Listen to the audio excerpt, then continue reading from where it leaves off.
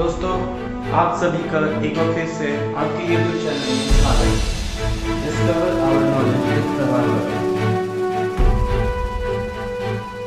तो last class में आप लोगों ने एसेट के बारे में पढ़ लिया होगा, लायबिलिटी के बारे में पढ़ लिया, कैपिटल के बारे में पढ़ लिया और इंटरनल लायबिलिटी क्या होता है, एक्सटर्नल लायबिलिटी क्या होता है, current liability, non current liability. Asset में भी आप लोगों ने उसका टाइप्स देख लिया होगा, current asset, non current asset, ठीक है।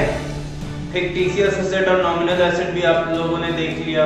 एक्सपेंस पढ़ लिया कि क्या होता है, इवेंट पढ़ लिया क्या होता है। तो चलिए आज का टॉपिक स्टार्ट करते हैं। आज का टॉपिक है इनकम। तो इनकम से स्टार्ट करते हैं और धीरे धीरे जितना भी बेसिक टर्म्स है वो हम लोग सीखते जाएंगे। तो देखिए इनकम क्या होता है। Income is different from revenue. याद रखिएगा कि इनकम रेवेन्यू से बिल्कुल अलग है, ठीक है। रेवेन्यू और इनकम अलग अलग चीज है। Amount received from sale of goods is called revenue, ठीक है। तो रेवेन्यू क्या होता है, जो भी अमाउंट आप कोई गुड्स को सेल किए तो वो आपको मिला, उस अमाउंट को आप रेवेन्यू कहेंगे। सिंपल सा बात कि आप किताब बेचना चाहते हैं, आपका दुकान है किताब का और 100 रुपए में आप किताब बेचे, ठीक है। तो वो जो 100 रुपया है वो आपके लिए रेवेन्यू कहलाएगा। And the cost of goods sold is called expense, ठीक है। यानी एक्सपेंस किसको कहेंगे, मान लीजिए उस किताब को आप 80 रुपए में खरीदे, 100 रुपए में बेचे, तो 80 रुपए आपका खर्चा हुआ, जो कॉस्ट आपको इनकर हुआ है वो आपका खर्चा कहलाएगा। मतलब 80 रुपए एक्सपेंस है और 100 रुपए रेवेन्यू है, ठीक है। तो इनकम क्या हो जाएगा, इनकम का फॉर्मूला देखिए, इनकम बराबर रेवेन्यू माइनस एक्सपेंस। मतलब 100 रुपए में से आप 80 रुपए अगर घटा देते हैं तो आपका इनकम कितना जनरेट हुआ वो पता चल जाएगा, 20 रुपए। तो 20 रुपए आपका इनकम हो जाएगा, ठीक है। देखिए यहाँ क्या लिखा हुआ है, surplus of revenue over expense is called income. मतलब जो भी आप खर्च किए हैं उससे अधिक आप कमा लेते हैं, मतलब खर्च से ज्यादा आपका मुनाफा हो जाता है, तो उसको हम लोग इनकम कहेंगे। यानी प्रॉफिट को ही हम लोग इनकम कहते हैं, ठीक है। ये बात क्लियर हो गया होगा कि प्रॉफिट को ही इनकम कहते हैं। अब देखिए प्रॉफिट क्या होता है। अभी तो प्रॉफिट का बात कर लिए, तो अब प्रॉफिट भी समझ लेते हैं। तो इनकम आपको क्लियर हो गया होगा। सिंपल सा बात, इनकम उसी को कहेंगे जो आपका प्रॉफिट होगा। मतलब 100 रुपए का किताब आप बेचे हैं, 80 रुपया खर्च करके आप खरीदे हैं, ठीक है। तो 100 रुपया में से 80 रुपया घटा देंगे तो 20 रुपया आपके लिए इनकम कहलाएगा। अब देखिए प्रॉफिट क्या होता है। It is excess of total revenue over total expense of the business enterprise for an accounting period, ठीक है। Profit increases the investment of the owner. अब इसका मतलब क्या होता है, जैसा कि आपने इससे जस्ट पहले देखा, क्या देखा कि इनकम बराबर रेवेन्यू माइनस एक्सपेंस, ये देखा आपने। तो यही इनकम को यहां हम लोग प्रॉफिट कहेंगे, ठीक है। मतलब टोटल आपका जो रेवेन्यू हुआ उसमें आप एक्सपेंस को घटा देंगे तो प्रॉफिट निकल जाएगा, ठीक है।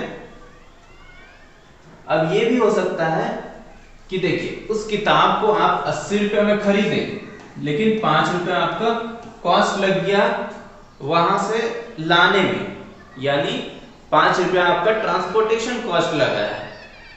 तो अब आपका कॉस्ट कितना हो गया, टोटल एक्सपेंस कितना हो गया, 85। तो यहां पर अगर आप प्रॉफिट निकालेंगे तो कितना होगा, प्रॉफिट बराबर 100 माइनस 85 इक्वल टू 15, ठीक है। तो याद रखिएगा यहाँ टोटल का बात कर रहे हैं, total revenue minus total expense. मतलब अभी तक जितना भी खर्च हो गया आपको, लेने से लेकर के बेचने तक का जो खर्चा है उसको अगर आप घटा देते हैं आपका टोटल रेवेन्यू में से, तो फिर आपका प्रॉफिट निकल जाएगा। समझ में आया प्रॉफिट क्या होता है। और ये जो प्रॉफिट आया है 15 रुपया, ये आपका पूंजी को बढ़ा देगा, इसलिए लिखा हुआ है कि profit increases the investment of the owner, ठीक है, मतलब आप जो निवेश किए हैं, मान लीजिए कि आप 200 रुपए निवेश किए थे, तो 200 रुपए निवेश किए थे जब आप बिजनेस शुरू किए थे, लेकिन जब प्रॉफिट हुआ 15 रुपया तो अब 200 का 215 हो गया है आपके पास। ठीक है, यानी कैपिटल को ये बढ़ा दिया आपको। आगे देखिए एंट्री क्या होता है। ये एंट्री का मतलब व्हेन अ ट्रांजैक्शन और event is recorded in the books of account it is called entry. ठीक है, मतलब कोई भी ट्रांजैक्शन हुआ, किसी भी तरह का लेन देन हुआ और उसको हम बही खाता में लिख दिए। ठीक है, मतलब अकाउंट में अपना जो अकाउंट मेंटेन कर रहे हैं उसमें अगर लिख दिए तो फिर वो क्या कहलाएगा, एंट्री कहलाएगा। मतलब आप समझ लीजिए कि वो एंट्री हो गया है। अब जहां बुक्स ऑफ अकाउंट में उस ट्रांजैक्शन को लिख दिए तो फिर क्या हो गया, एंट्री हो गया, एंट्री मेंटेन हो गया। अब देखिए बैड डेब्ट। बैड डेब्ट क्या होता है, यह डेफिनेशन देखते हैं। It is the amount that has become irrecoverable from a debtor. आपको पता होगा कि डेटर किसको कहते हैं, डेटर कस्टमर को कहते हैं। डेटर किसको कहते हैं, कस्टमर को, जो हमसे उधार लेता है ये बोल के कि इन नियर फ्यूचर हम कल तुमको पैसा लौटा देंगे, परसों पैसा लौटा देंगे, आज उधार ले रहे हैं तो। ठीक है, तो वो जो डेटर है वो अब इस स्थिति में नहीं है कि आपको पैसा दे सके, यानी अब उसका ऐसा पोजीशन भी नहीं आएगा कि वो आपको अपना डेब्ट पूरा कर सकता है या फिर आपको पैसा वापस लौटा सकता है। तो ऐसे कस्टमर को, ऐसे डेटर को हम लोग क्या कहेंगे कि आपने पैसा मेरा डुबा दिया, और हम उसको बैड डेब्ट मान लेंगे कि मेरा पैसा जो डेब्ट है वो बैड हो गया है, यानी पैसा डूब गया।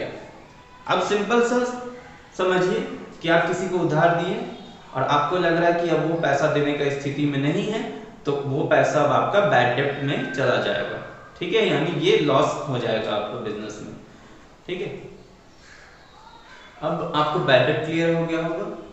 अच्छा, अब बोलेंगे सर आपके मन में ये कैसे आया कि वो पैसा आप देने की स्थिति में नहीं, ये हमको कैसे पता चलेगा। तो उसका परिस्थिति आप देखिएगा कि उसका घर बिक गया, दुकान बिक गया, अब उसके पास कुछ नहीं है, तो प्रॉपर्टी के नाम पे, अगर एसेट के नाम पे उसके पास कुछ नहीं रहेगा तो आपका पैसा वो कहां से देगा। ठीक है, या फिर किसी फैमिली में आप उधार दिए हैं और उस फैमिली का जो हेड पर्सन होता है, जो कमाने वाला होता है, उसका डेथ हो जाता है। ठीक है, तो इसका मतलब आप ऑटोमेटिकली समझ जाएंगे कि आपका पैसा बैड होने वाला है, मतलब डेब्ट बैड होने वाला है, पैसा डूबने वाला है, तो उस पैसे को हम लोग बैड डेब्ट कहेंगे। ठीक है, अब इंसॉल्वेंट किसको कहते हैं। देखिए बैड डेब्ट का आप एक बार डेफिनेशन फिर से देख लीजिएगा कि it is the amount that has become irrecoverable from a debtor. It is a business loss, इसको हम लोग बिजनेस लॉस समझते हैं। ठीक है, and debited to profit and loss account and expense. ठीक है, यानी प्रॉफिट एंड लॉस अकाउंट जब बनाएंगे तो उसको डेबिट साइड में लिख देंगे। खैर अभी ये चीज आपको नहीं समझना, बस आपको ये समझना है कि बैड डेब्ट क्या होता है। ठीक है, जो पैसा डूब गया उसको बैड डेब्ट कहेंगे। Insolvent a person or an enterprise which is not in a position to pay its डेब्ट। मतलब वो जो पर्सन जो आपका पैसा डुबा दिया ना, उस पर्सन को आप इंसॉल्वेंट कहेंगे। ठीक है, जो पैसा डूब गया, जो अमाउंट डूब गया, उसको तो बैड डेब्ट कहते हैं, लेकिन जो पर्सन आपका पैसा डुबा रहा है उस पर्सन को क्या बोलेंगे, इंसॉल्वेंट बोलेंगे। ठीक है, यानी यहां डेफिनेशन देखिए कि a person or an enterprise which is not in a position to pay its डेब्ट। मतलब वो पर्सन अब ये पोजीशन में नहीं है कि आपका पैसा दे सकता है। ठीक है, चाहे इन नियर फ्यूचर कभी भी आपका पैसा नहीं दे सकता, एसेट के नाम पर उसके पास कुछ भी नहीं है, तो फिर उसको हम लोग क्या कहेंगे, इंसॉल्वेंट कहेंगे। सॉल्वेंट ऐसा पर्सन जो इस स्थिति में है कि अपना डेब्ट को चुका सके। ठीक है, पे इट्स डेब्ट। ऐसा पर्सन जो इस स्थिति में है कि अपना डेब्ट को चुका सके, तो ऐसे पर्सन को हम लोग क्या कहेंगे, सॉल्वेंट कहेंगे। ठीक है, इनसॉल्वेंट का बिल्कुल अपोजिट सॉल्वेंट होता है। अब आप लोगों ने क्लास 10 तक पढ़ा होगा, प्रॉफिट और गेन एक ही चीज होता है। प्रॉफिट एंड लॉस चैप्टर भी मैथ में बनाया होगा। तो हम यहाँ पर आपको 11th में जब आप कॉमर्स लिए हैं तो ये दोनों वर्ड में काफी अंतर होता है, जमीन आसमान का अंतर होता है। ठीक है, प्रॉफिट कब होता है, जैसे कि मेरा बुक शॉप है और हम बुक को बेच करके 20 रुपया जो मुनाफा कमा रहे हैं वो प्रॉफिट कहलाएगा। लेकिन मेरा बुक शॉप है और वहां पर हम फर्नीचर अपना बेच रहे हैं, अपना मोटरसाइकिल बेच रहे हैं, ठीक है, अपना ज्वेलरी बेच रहे हैं, ठीक है, तो मेरा बिजनेस तो नहीं है कि ज्वेलरी बेचना, और हम उसमें मुनाफा कमा रहे हैं, ठीक है, तो उस मुनाफे को हम लोग गेन कहेंगे। समझ में आया? क्लियर हुआ?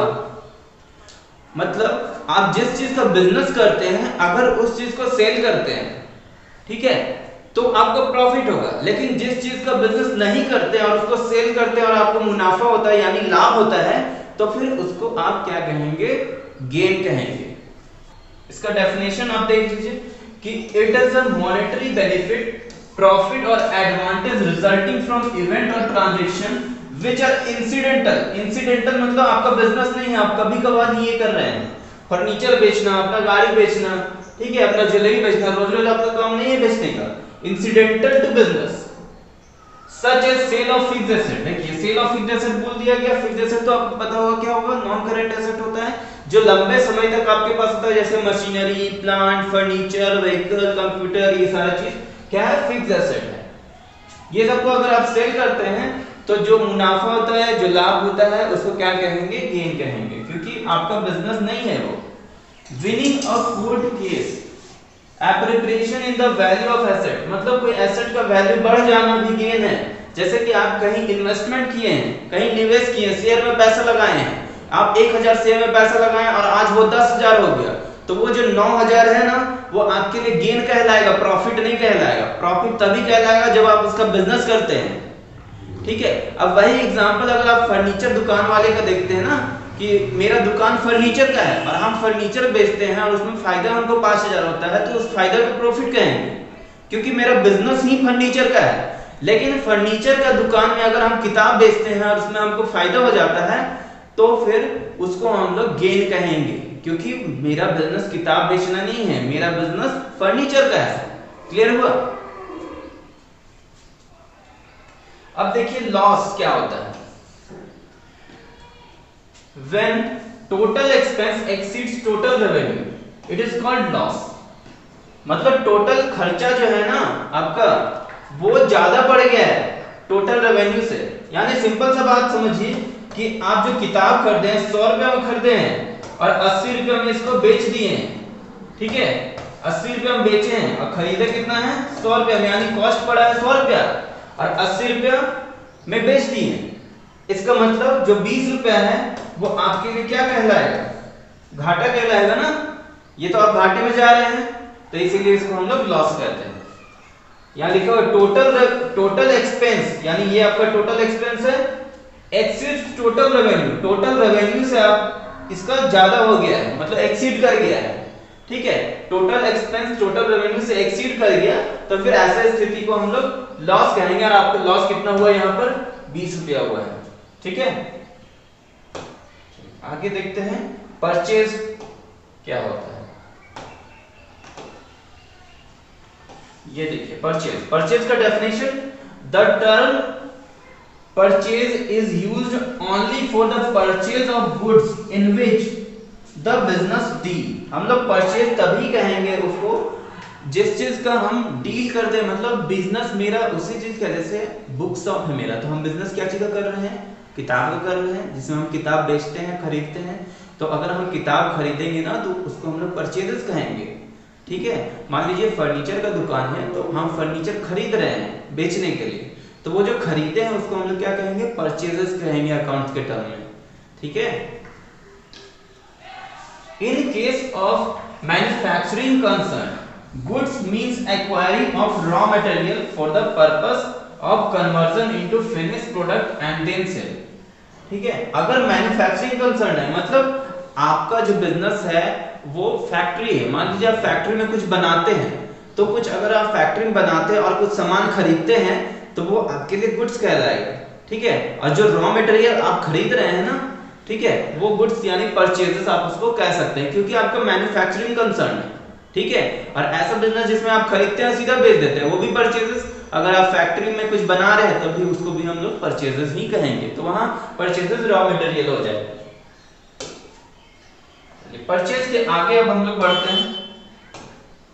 अब परचेज में हम लोग का दो चीज आएगा, कैश परचेज और क्रेडिट परचेज। कैश परचेज मतलब आप जो सामान चाहे माल जो मंगवाए हैं उसको तो आप परचेजेस कहते हैं, लेकिन अगर कैश में पेमेंट करके आप माल मंगवाएं तो फिर उसको कैश परचेजेस कहेंगे। और अगर उधार माल मंगवाए हैं सप्लायर से, ठीक है, सप्लायर को बोले कि तुमको अगले महीने पैसा दे देंगे, ठीक है, यानी तो उधार हुआ, तो उधार को हम लोग यहाँ क्रेडिट कहते हैं, ठीक है, तो इसको हम लोग क्रेडिट परचेजेस कहेंगे, ठीक है। अब देखिए परचेज रिटर्न, कभी कभी क्या होता है ना कि डिफेक्टिव सामान आ जाता है। मेरा फर्नीचर का दुकान है, हम अगला सा फर्नीचर मंगवाएं तो टूटा फूटा या फिर रास्ते में टूट गया या फिर वहीं से हमको डिफेक्टिव आ गया, तो क्या करेंगे, उसको हम लोग रिटर्न कर देंगे। तो जो सामान हम लोग परचेजेस में मंगवाते हैं उसको अगर रिटर्न करते हैं तो परचेज रिटर्न कहते हैं उसको। अब परचेज रिटर्न का दूसरा नाम है रिटर्न आउटवर्ड। ये ध्यान में रखिएगा कि रिटर्न आउटवर्ड इसको कहते हैं। क्यों कहते हैं, ये देखिए आपका एक शॉप है, मान लीजिए आपका शॉप है, ठीक है, आप सामान अगर परचेज किए हैं तो इसके अंदर जा रहा है, ठीक है, और परचेज से सेलर से आप खरीदे थे ना, सेलर से खरीदे तो इसके अंदर जा रहा है, और इससे अगर बाहर जाएगा मतलब ये कस्टमर को जाएगा, आप सेल किए होंगे, ये सेल का केस है और ये क्या है, परचेज का केस है। जब आप सेलर से खरीदे हैं तो मतलब जब आप परचेज करेंगे ना तो ये दुकान के अंदर सामान जाता है, और जब आप सेल करते हैं तो दुकान के बाहर जाता है। तो ध्यान दीजिए कि अगर आप ये परचेज को वापस भेजते हैं तो आपके दुकान के बाहर जाता है, ये क्या जाता है, दुकान के बाहर जाता है, वापस सेलर के पास जाता है।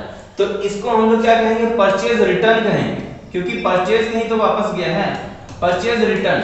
और दूसरा नाम इसका क्या है, return outward. Return outward, return outward क्यों कहें, आपको यहां से अब क्लियर हो गया होगा, क्योंकि ये दुकान से बाहर जा रहा है, ठीक है। और यहाँ पर सेल के केस में क्या होगा कि अगर आप सेल किए हैं तो वापस अगर कस्टमर आपको सामान वापस करता है तो ये दुकान के अंदर आता है, इसलिए इसको हम लोग रिटर्न इनवर्ड कहेंगे। क्या कहेंगे, रिटर्न इनवर्ड और सेल्स रिटर्न। सेल्स रिटर्न तो आपको आसानी से समझ में आ जाएगा कि जो सेल किए होंगे वो रिटर्न हो गया तो उसको हम लोग सेल रिटर्न कहते हैं। लेकिन रिटर्न इनवर्ड किसको कहते हैं, क्योंकि दुकान के अंदर वो आया है, ठीक है, तो दुकान के बाहर गया होगा तब ना वो अंदर आया, तो बाहर किसको जाता है, कस्टमर को जाता है। चलिए आगे बढ़ते हैं, हम लोग सेल को देखते हैं। सेल क्या होता है, sale means transfer of ownership of goods और services to customer for a price. मतलब कस्टमर को आप कुछ सामान बेच देते हैं, चाहे ओनरशिप ट्रांसफर कर देते हैं कस्टमर को, ठीक है, वो कुछ आपको उसका दाम देता है, प्राइस पे करता है, अमाउंट आपको पे करता है उसके बदले, तो आप ओनरशिप ट्रांसफर कर देते हैं, तो उसको हम लोग सेल कहते हैं। अब सेल भी हम लोग कैश में होगा या फिर क्रेडिट में होगा, ठीक है, तो कैश सेल्स बोलिए अगर आप कैश में बेचें, और क्रेडिट सेल बोलिए अगर आप क्रेडिट में बेचें यानी उधार बेचें, ठीक है। तो टोटल सेल्स का फॉर्मूला क्या होगा, टोटल सेल्स बराबर cash sales plus credit sales. और इसी तरह परचेजेस का भी केस में होगा, टोटल परचेजेस बराबर cash purchases plus credit purchases, ठीक है, याद रखिएगा। अब हम लोग देखते हैं कि सेल रिटर्न क्या होता है। अभी आपको हम समझा दिए थे सेल रिटर्न मतलब आप जो सामान बेचे हैं कस्टमर को, वो कस्टमर अगर मान लीजिए आपको वापस लौटाता है तो फिर इसको सेल रिटर्न कहेंगे, ठीक है। अब कस्टमर क्यों हमको लौटाता है, कभी कभी कस्टमर बोलता है ना कि ये सामान हमको दिखाइए, हम घर में जाएंगे अपने घर में दिखाएंगे सबको, अगर पसंद आया तो रखेंगे, नहीं तो आपको वापस कर देंगे।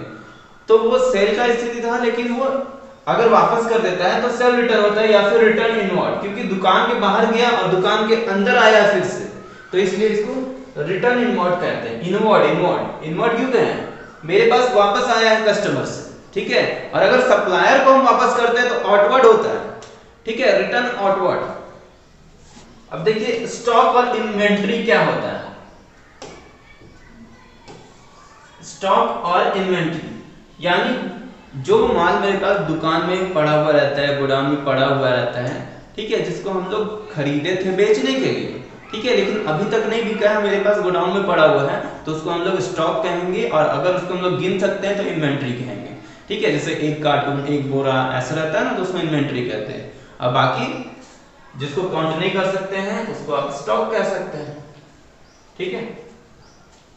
जैसे होता है ना, दुकान वाला बोलता है कि मेरे पास स्टॉक नहीं है, आप जितना बोलिए उतना आपको मिल जाएगा, ठीक है।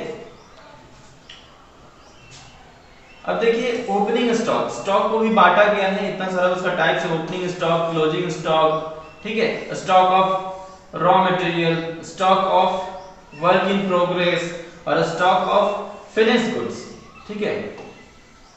इसको स्टॉक ऑफ रॉ मटेरियल समझिएगा। अब देखिए आपको ओपनिंग स्टॉक बताते हैं कि मान लीजिए कि बिजनेस आप शुरू किए हैं, अब बिजनेस शुरू करने पर आपके पास जो 1 तारीख को इन्वेंट्री है, चाहे जो स्टॉक है, उसको ओपनिंग स्टॉक कहेंगे। कैसे? आपका यहाँ पर बिजनेस शुरू कब होता है सब बताइए। 1 अप्रैल। अकाउंट्स में तो आपको याद होना चाहिए कि 1 अप्रैल को मेरा बिजनेस शुरू होता है और एंड कब होता है? अगला साल का 31 मार्च। मान लीजिए हम कोई ईयर लिए हैं 1 अप्रैल 2020, ठीक है, तो यहाँ पर 31 मार्च 2021 होगा, ठीक है। टैक्सेशन का बात कीजिए चाहे अकाउंट्स का बात कीजिए, यहाँ पर जो फाइनेंशियल ईयर होता है ना वो 12 महीना का होता है और ये शुरुआत कब होता है? 1 अप्रैल इस साल का, तो एंड करेगा 31 मार्च अगले साल में, ठीक है। अब काउंट करके देख लीजिए 1 अप्रैल से 12 महीना कब होता है? 31 मार्च को 12 महीना हो जाता है, मतलब 1 साल हो गया, ठीक है। तो हमारा जो कैलेंडर है, जो अकाउंट्स में कॉमर्स स्टूडेंट लोग को याद रखना चाहिए कि हमारा कैलेंडर कब शुरू होता है? 1 अप्रैल से, ठीक है। तो ये ओपनिंग डेट है और ये क्या है? क्लोजिंग डेट है। तो ओपनिंग डेट को जो स्टॉक आपके दुकान में रहता है ना, उसको हम लोग ओपनिंग स्टॉक कहते हैं, और क्लोजिंग डेट को जो आपके पास स्टॉक रहता है उसको आप लोग क्या कहेंगे? क्लोजिंग स्टॉक कहेंगे। क्लियर हुआ? मतलब सिंपल सा बात है, आप आज बिजनेस चालू किए हैं, मान लीजिए इस साल को बिजनेस चालू किए हैं, 10,000 का स्टॉक खरीदे थे जिसमें 8,000 आपका 31 मार्च तक बिका है। आपका अगला साल 31 मार्च हो गया और अभी तक 8,000 का सामान बिका है। अब बिजनेस कब शुरू किए? 1 अप्रैल 2020 को 10,000 स्टॉक लाए, ठीक है, और ये 10,000 स्टॉक 31 मार्च आ गया, वहां तक 8,000 बिका है, ठीक है। तो फिर 2,000 जो है वो बच गया, 2,000 का स्टॉक बच गया, तो यही वाला स्टॉक को हम लोग क्लोजिंग स्टॉक कहेंगे, जो साल के अंत में बच जाएगा। और यही वाला क्लोजिंग स्टॉक अगले साल में, क्योंकि अगला साल 31 मार्च के बाद अगला साल आता है कि नहीं, तो 31 मार्च के बाद अगला साल चालू हो जाएगा 1 अप्रैल 2021, ठीक है। 1 अप्रैल 2021 मेरा ओपनिंग डेट है और यही क्लोजिंग स्टॉक मेरा अगले साल में क्या हो जाएगा? ओपनिंग स्टॉक बन जाएगा। यहाँ पर ये क्या था? क्लोजिंग स्टॉक था, और यही वाला अगले साल में जाकर के ओपनिंग स्टॉक बनता है 2,000, क्योंकि आप रातों रात तो इसको बेच नहीं ना दीजिएगा। आपका 31 मार्च को स्टॉक 2,000 बचा, तो जैसे ही अगला दिन होगा वो आपका ओपनिंग स्टॉक बन जाएगा। तो आपको यहां से क्लियर हो गया होगा कि ओपनिंग स्टॉक क्या होता है, क्लोजिंग स्टॉक क्या होता है। अब स्टॉक ऑफ रॉ मटेरियल क्या होता है? जैसे मैन्युफैक्चरिंग कंसर्न है, आपका गोडाउन, ये फैक्ट्री है, आपका फैक्ट्री है, ठीक है, और वहां पर आप कुछ बनाते हैं और बनाने के बाद उसको सेल करते हैं, चाहे तो अगला दुकान में भेजते होंगे तो दुकान वाला उसको बेचता होगा। तो वहां पर जो आप माल मंगवाते हैं, कच्चा माल जिससे आप कुछ बनाते हैं, तो उसको हम लोग बोलते हैं स्टॉक ऑफ रॉ मटेरियल। अब देखिए stock of work in progress, चाहे तो सेमी फिनिश गुड्स कहते हैं, किसको कहते हैं? मतलब जो कच्चा माल है उसको आप मशीनरी में डाले हैं, मशीन में डाले हैं कुछ बनाने के लिए, ठीक है, मशीन चालू है और 31 मार्च आ गया और 31 मार्च का रात 12 बज चुका है, तो आपको सारा मशीन को क्लोज कर देना है। सीए एंटर करेगा वहां पर, ठीक है, अब बोलेगा जितना भी मशीन चल रहा है सबको क्लोज करो। अब हम काउंटिंग करेंगे कि आप लोगों ने इस साल कितना का टर्नओवर किया है, ठीक है, कितना पैसा खर्चा किया है, वो सारा कैलकुलेशन अभी हम करेंगे। तो जितना मशीनरी होता है सब बंद हो जाता है, तो आपको ध्यान में होगा कि जो कच्चा माल था आप मशीन में तो डाल दिए हैं, वो अभी तक कंप्लीट नहीं हुआ है, आधा ही कंप्लीट हुआ है, ठीक है। तो ये आ गया 12 बजे ही, तो अभी तक का जितना काम हुआ वो पिछले साल में काउंट होगा और अगले साल फिर से मशीनरी को चालू करेंगे और आधा काम अगले साल होगा, ठीक है, तो वो अगले साल में काउंट हो जाएगा। तो इसी को हम लोग कहते हैं सेमी फिनिश्ड गुड, जो आधा बन के तैयार हुआ है, ठीक है। तो वो जो सीए है ना, उसको कैलकुलेट करेगा कि मशीनरी में जो हम लोग रॉ मटेरियल डाले हैं उसमें अभी तक कितना खर्चा हुआ है, उसके हिसाब से उसका कॉस्ट निकालेगा, ठीक है। और जो रॉ मटेरियल है उसका आधा आधा दाम करेगा, और अगले साल आधा डालेगा और इस साल आधा डालेगा।